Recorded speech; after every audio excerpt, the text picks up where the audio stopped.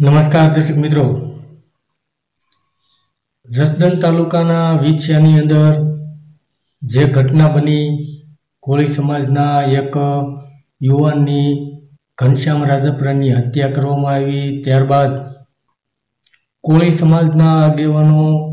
દ્વારા જે ધરણા પ્રદર્શન કરવામાં આવ્યું અને ત્યારબાદ આરોપીની ધરપકડ કરવામાં આવી અને જે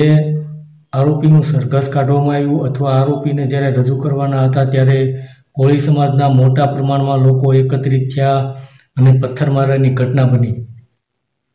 આ પથ્થરમારાની ઘટનાની અંદર કોળી સમાજના અંદાજિત 60 થી 70 લોકોની ધરપકડ કરવામાં આવી અને ત્યારબાદ વિછિયાના રાજકારણની અંદર ગરમાવો આવ્યો। કોળી સમાજના મોટા આગેવાનો વિછિયા પહોંચ્યા અને જે પીડિત પરિવાર હતો તેમને સાંત્વના આપી અને ત્યારબાદ વિરોધ પક્ષના નેતાઓએ પણ અલગ અલગ પ્રકારના નિવેદનો આપ્યા અને કોળી સમાજના નેતાઓનું એવું કહેવું હતું કે વિછિયાના એટલે કે જસદણના ધારાસભ્ય અને કેન્દ્રીય મંત્રી જે કેબિનેટ મંત્રી કુરજીભાઈ બાવળિયા છે તેમને આ જે મુદ્દો બન્યો છે તેની અંદર રસ દાખવી અને કોળી સમાજના જે લોકોની ધરપકડ કરવામાં આવી છે તેના માટે કંઈક આગળની કાર્યવાહી કરવી જોઈએ। ત્યારબાદ થોડા સમય બાદ એટલે કે હાલમાં તો વિછિયાની અંદર જે ઘટના બની છે તેમાં જે લોકોની કોળી સમાજના લોકોની ધરપકડ કરવામાં આવી હતી તેમને હાલમાં જામીન મળી ગયા છે। ત્યારે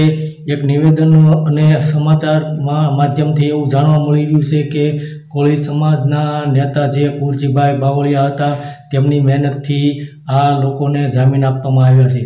સત્ય જે હોય તે હાલમાં તો એવા સમાચાર મળી રહ્યા છે, પરંતુ વિછિયાની અંદર જે પથ્થરમારાની ઘટના બની હતી તેમાં કોળી સમાજના જે 60 થી 70 લોકોની ધરપકડ કરવામાં આવી હતી તેમને હાલમાં તો જામીન મળી ગયા છે, પરંતુ જામીનમાંથી બહાર આવ્યા બાદ મુકેશ રાજપરાએ નિવેદન આપતા જણાવ્યું હતું કે જે પણ કોળી સમાજના લોકોની ધરપકડ કરવામાં આવી છે તે અયોગ્ય છે। નિર્દોષ લોકોને પકડી અને જેલમાં પૂરી દેવામાં આવ્યા હતા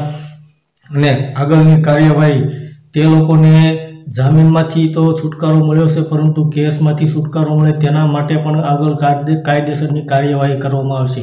પરંતુ જે પણ મુદ્દો બન્યો છે તેમાં નિર્દોષ લોકોને પકડી અને જેલમાં પૂરી દેવામાં આવ્યા છે તે ઘટના દુર્ભાગ્યપૂર્ણ કહેવાય તેવું મુકેશ રાજપરાએ જણાવ્યું હતું અને ત્યારબાદ આમ આદમી પાર્ટીના નેતાઓએ પણ કહ્યું હતું કે આ જે પણ જામીન મળ્યા છે તેમને આવનારા સમયની અંદર જામીનમાંથી તો છુટકારો મળી ગયો પણ કેસમાંથી છુટકારો મળે તેના માટે આમ આદમી પાર્ટી પૂરી મહેનત કરી રહી છે। તો હાલમાં તો જે વિછિયાની અંદર